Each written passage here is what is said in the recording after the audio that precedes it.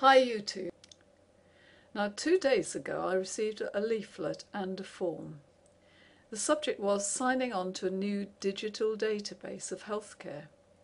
The UK government is gradually putting the entire nation's personal healthcare records onto a healthcare database. This in spite of the fact that the government has a terrible record on data security. It lost a huge amount of personal data held by the organisation which hands out child allowances, and that's not the only example of lost data. So what did I receive? Well, I received an NHS summary care record.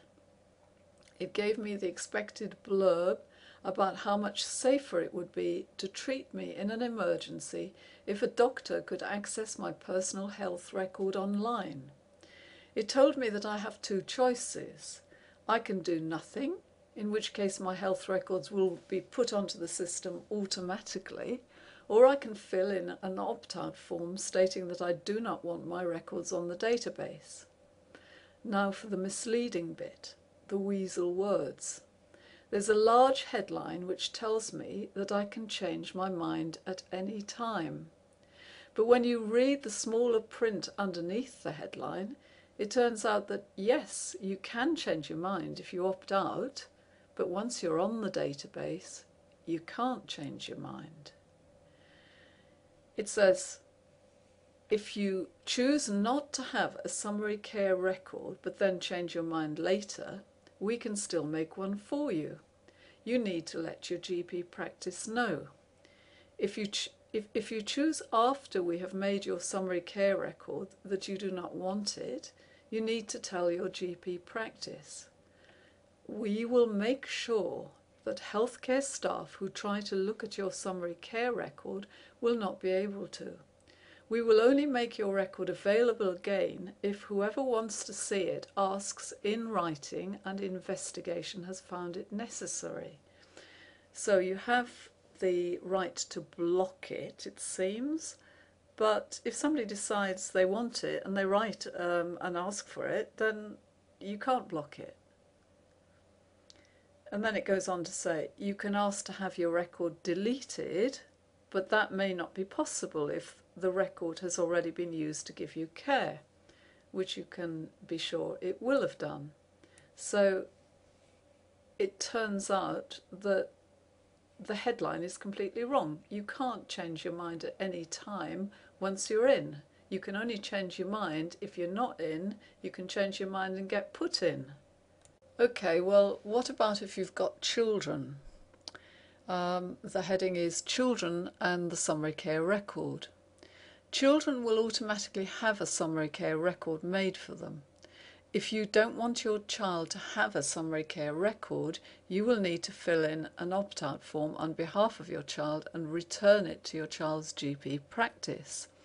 In some circumstances, your GP may feel it is in your child's best interest to have a summary care record. For example, if your child has a serious allergy that healthcare staff treating your child should know about. So it seems as though that bit is a little bit ambiguous. They say that you have the right to opt out on behalf of your child, but at the same time they say that the GP presumably may override your decision. It's not really very clear. It's left in a very ambiguous state, and I think that's deliberate. So you can get more information, it seems, at the address www.nhscarerecords.nhs.uk. So I went there and I found, again, repeated the misleading information that whatever you decide, you can change your mind at any time, but you need to let your GP practice know. No, that's not true. You can't change your mind once you've allowed them to make a record for you. How do I find out who has looked at my summary care record? Well, healthcare staff will ask you every time they need to look at your summary care record. If they can't ask you, for example, if you're unconscious, they may look at your record without asking you. If they do this, they will make a note on your record to say why they have done so. So never mind about you being unconscious or not.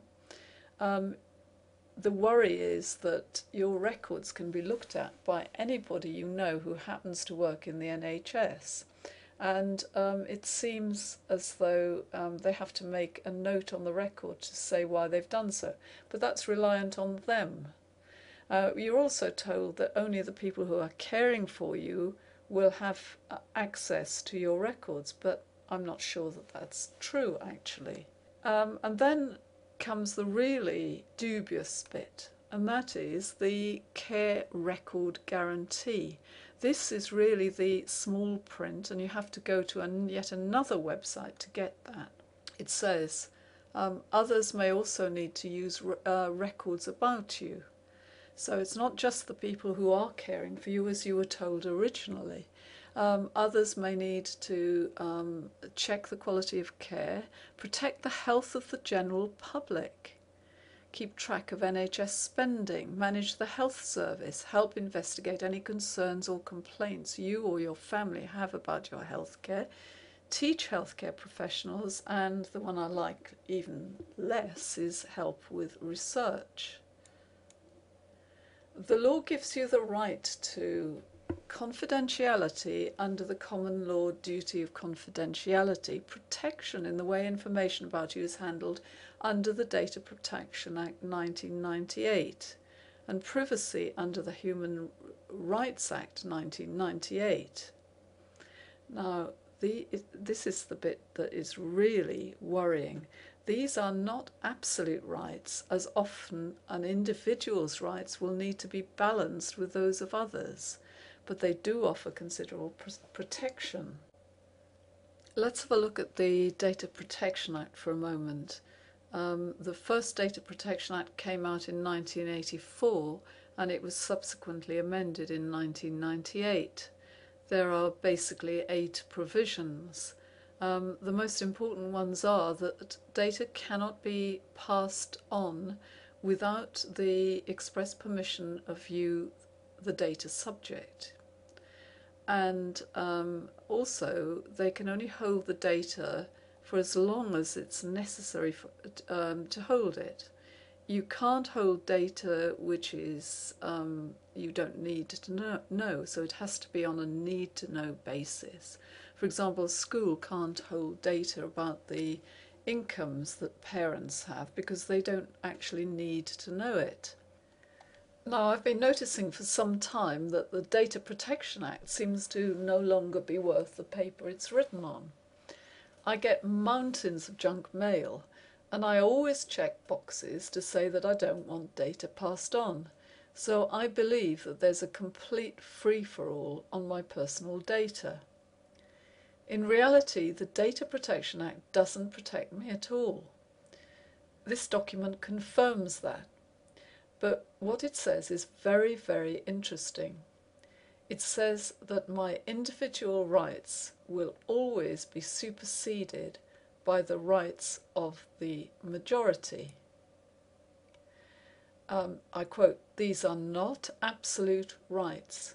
As often an individual's rights will need to be balanced with those of others." A law which gives you protection should not have any exclusion clauses. I don't think the Data Protection Act did have exclusion clauses when it first came out, but now it seems that it does. Some time ago, I watched a brilliant video by G. Edward Griffin. I've left a link below and it's in my favourites on my channel. I definitely recommend you to watch it. G. Edward Griffin talks about the categories which we normally use, that is communism, Leninism, fascism, socialism, even Fabianism. He explains them all, and I can say for myself that watching this video really helped me to understand things in a way that nothing else has. I think you'll agree that the terms are very confusing as they're used in different ways by different people, and it's difficult to see much difference between them. For example, fascism and communism. Anyway, he talks about these categories and explains that we needn't worry about them. What we are really looking at, he says, is collectivism versus individualism. If we want to be free, he says, we need to live under a system where our individual rights are protected. Now, this is the opposite to what is happening in Britain at the moment, and that's confirmed by this NHS statement. What does this mean in practical terms? Well, let's take an example. If it's in the interests of the majority for the over 65s to be offered voluntary euthanasia, then that's what should happen according to this. You've got to balance the needs of the individual against the needs of the majority. So when the bankers have pinched all the pension funds and released the individual's property through an equity release scheme, the interests of the majority will be best served by sending a euthanasia van to the individual's home. No doubt you think I'm scaremongering, but this article that I'm putting up now shows that voluntary euthanasia is being offered in Holland to anybody who is over the age of 70 and depressed. Yes, you heard right, over the age of 70 and depressed. And we're not talking about terminal illness here, we're talking about somebody who's depressed. And what's more, this disgusting rag, the Daily Mail, does not even think it's worthy of comment. How convenient an NHS database for the whole country could be. Think this doesn't concern you? Are you too young, perhaps? Well, what if you've a child who's disabled? What if the interests of the majority were one day deemed to be that disabled children are a burden on society? Get the message? No disabled child, maybe, but I wouldn't mind betting there are plenty of you with children who have some form of special educational needs. Dyslexia, ADHD, autistic spectrum disorder. I'm sure that statistically these children are more likely to commit crimes. So could this data, very conveniently found by means of a database search, be used to select children for a pre-crime programme? Yes, you heard this correctly. The government has proposed identifying children who have not yet committed a crime, but who are deemed to be likely to commit one. Presumably, they'll be subjected to a government indoctrination programme, possibly using neuro-linguistic programming, which some say has already been responsible for over 40 suicides in Bridgend, South Wales. Okay, let's have a look at the rest of this guarantee, shall we? The next page says we have a duty to maintain accurate records of the care we provide to you. Keep records about you confidential, secure and accurate, including after you die. Well, we weren't told that in the main booklet that was sent out to people. You weren't told that you wouldn't even have your record deleted after your death. I mean, this is just unbelievable. What about the provision in the Data Protection Act which says that you can keep the data only as long as it's necessary? Why would it be necessary for them to keep the data after your death? It's certainly not to treat you as they stated in the original booklet. So I think that, you know, we're being misled here. And I find this very, very sinister. I cannot imagine why they would want to keep information after you die.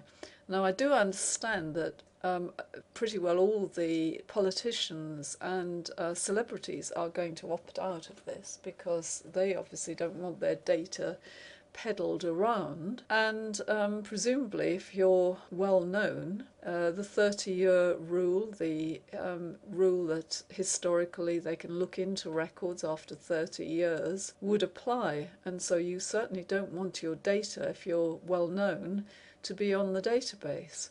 I don't know what happens if you become well known after you've already gone on this database.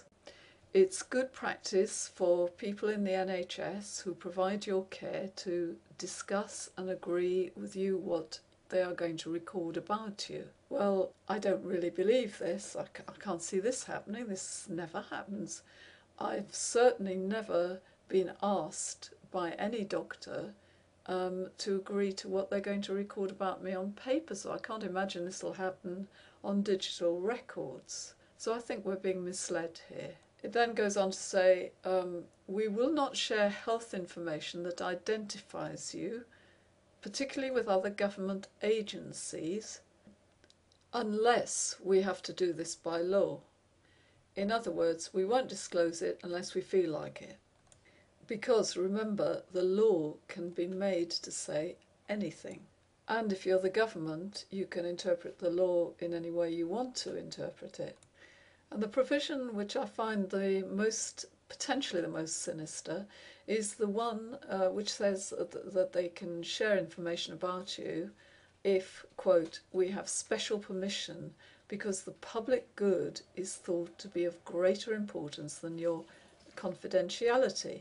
Now this leads the way to some difficulties for people, potentially.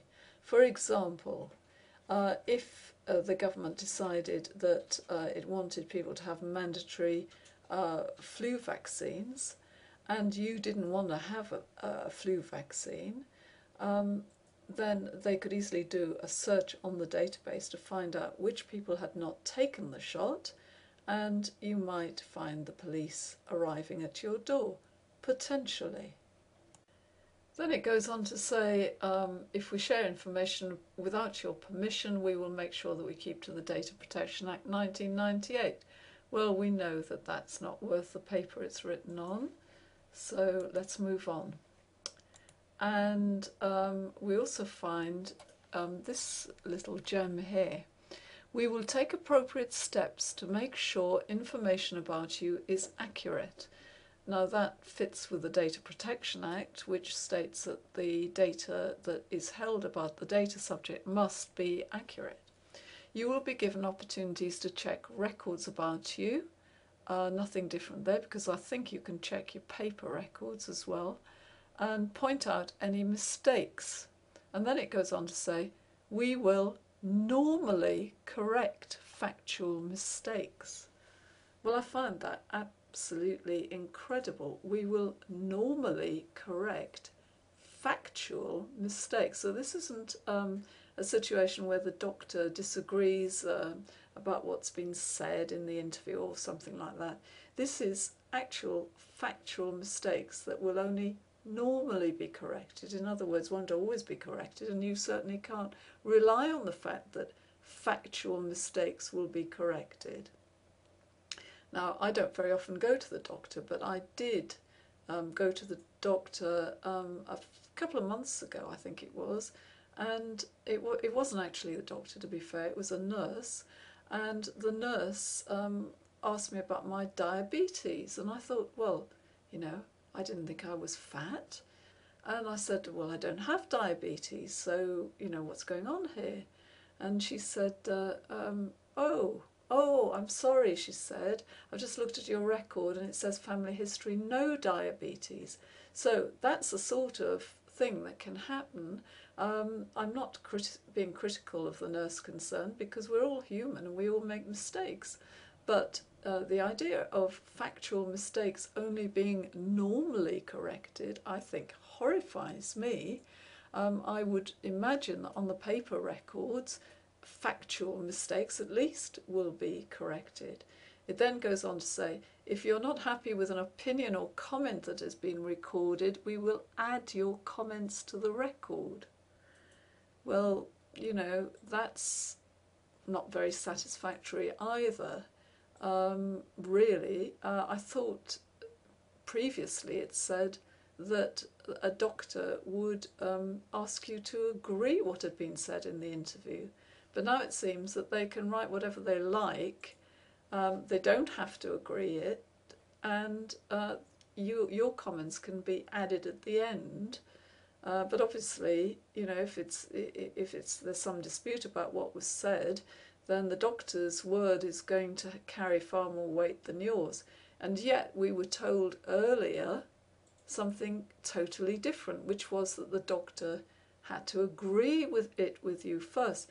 I find this just so misleading that I just don't trust it. Okay, we're still on the guarantee, which it seems to me is anything but a guarantee. So here's the crowning glory. Talking about people accessing your health records, it says, quote, "Some of the older computer systems will only record who has accessed a record where they've made changes. So your best mate down the pub who happens to work for the NHS can access your records, but providing he or she doesn't make any changes, in other words, doesn't edit your record, there won't be any evidence of the fact that they've accessed it." So that really is the crowning glory, that really is security. And of course I'm being a bit sarcastic here. So in summary, do I think that you should go for opting out of this digital record of your health? Or do I think that you should do nothing, which means that you will automatically be opted in? Well, obviously I can't really advise you. It's up to you to decide. But I think we're living in a very threatening world at the moment. We know, for example, that in America they have or are on the point of introducing detention without trial for American citizens, which is really very alarming. We have similar sort of things happening in Britain. I don't think this is a time to take a risk of getting onto a database like this. At least that's my opinion, and I'm going for the opt-out. I wonder where this is all heading. We know that changes are being made so imperceptibly that we don't notice them. Could it be that in a few years they'll be claiming that the database is overloaded and difficult to access, so we need to have our data, for example, in a chip on our wrist? If that happens, we'll all be slaves of the bankers. Think it's impossible? Then watch the VeriChip advert.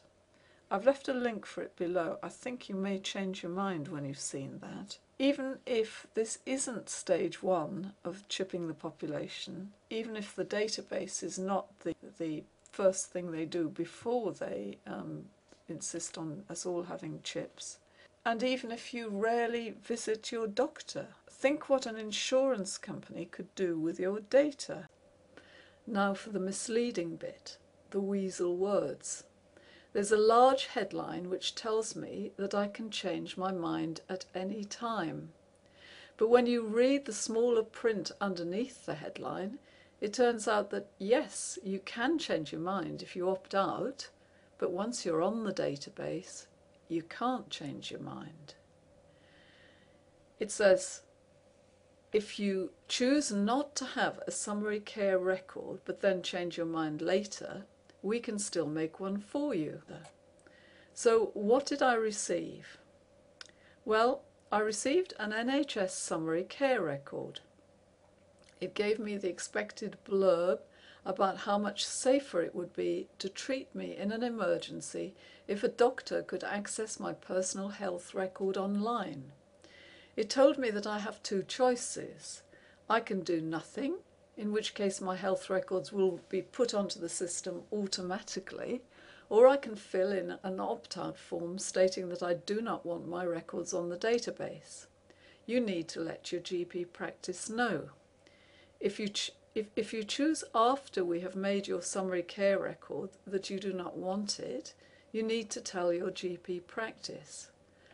We will make sure that healthcare staff who try to look at your summary care record will not be able to.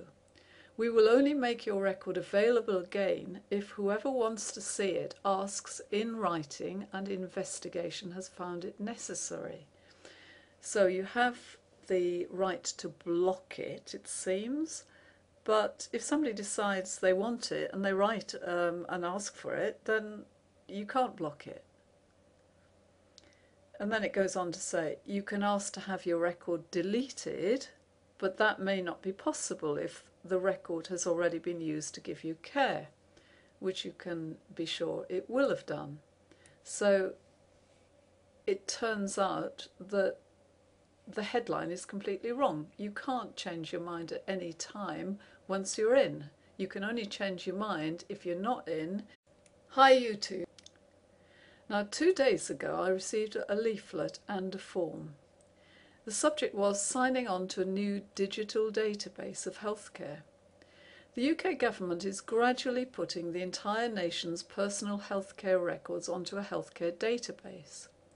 This in spite of the fact that the government has a terrible record on data security.